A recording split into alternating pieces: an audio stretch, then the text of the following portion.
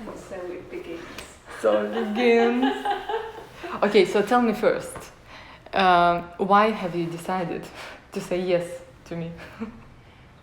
Because it looked like a funny thing, really. Mm-hmm. And it was the first time that I am able to talk about this thing. I've never thought of mastery or of something I'm doing, so it was a nice challenge, yes. Wow, I love that.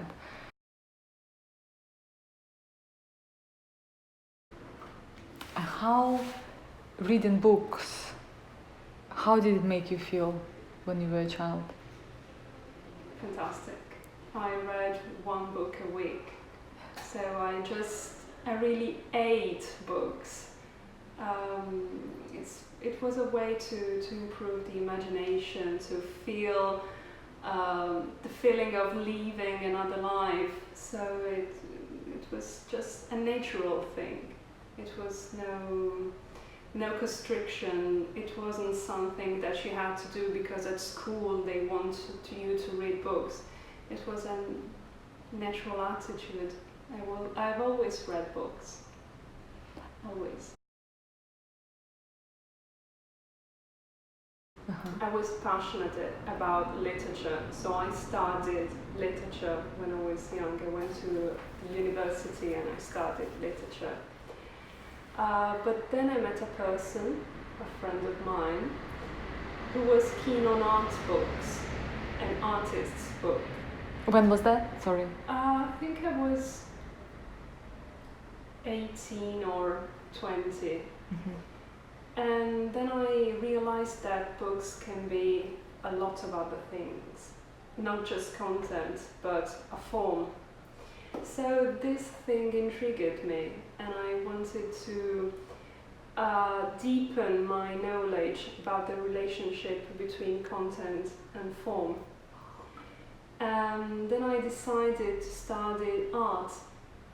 And I came to the conclusion that book can be the best sum of content and form.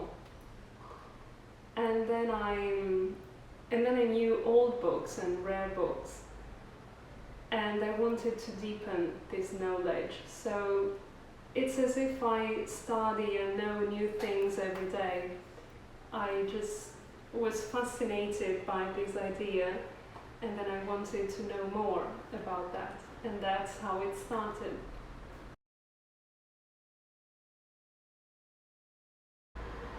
How interesting that you met this person. And yes, I think that she's the beginning of everything, and maybe she doesn't know that. I love that as well. Thing. Yeah, I love that as well. Yeah.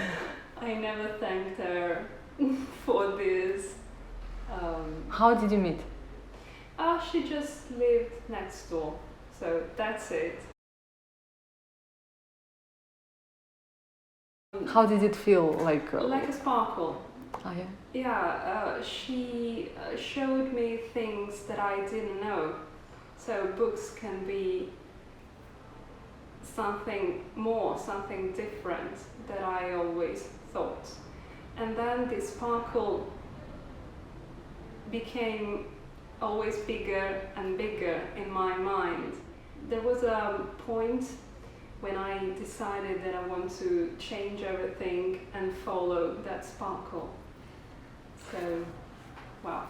And it was just an idea, a confused idea in my mind. Why confused?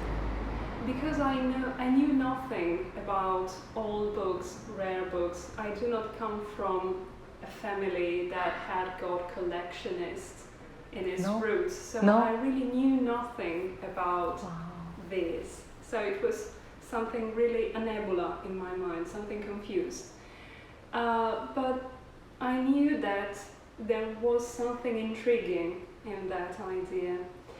And when I moved here in Milan, just following that subject, I went into a fair, an old book fair, and I felt like a fever, something, oh, know, I was mesmerized. I knew nothing about that.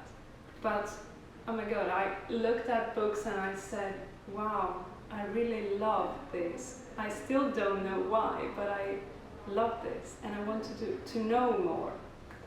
And that was it.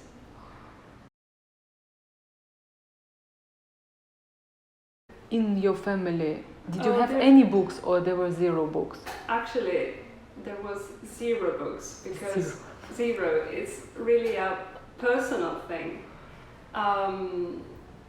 Because no, my parents are not collectionists.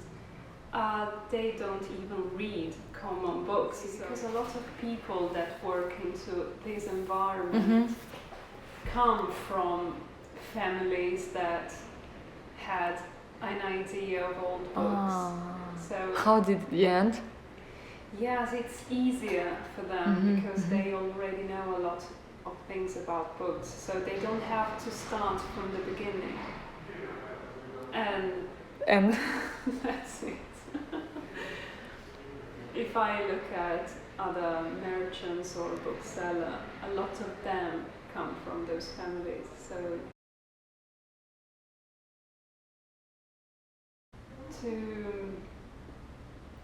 to go beyond the content and try to reach the real meaning of books, poems, prose.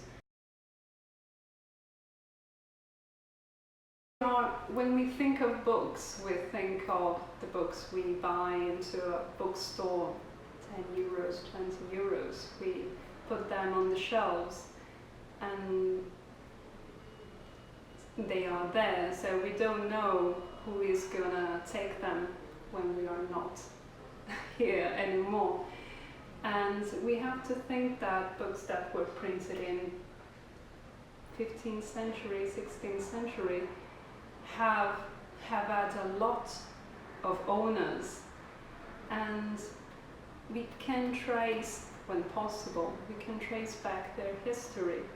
So this book belonged to a person that sold it into another person, and it stopped into a library for 200 years, and then it was resold to another person. So how many lives a book has lived? And what is the oldest book that you have now? It's a book printed in 1497, so wow. Wow. It's got a lot of years. It's a very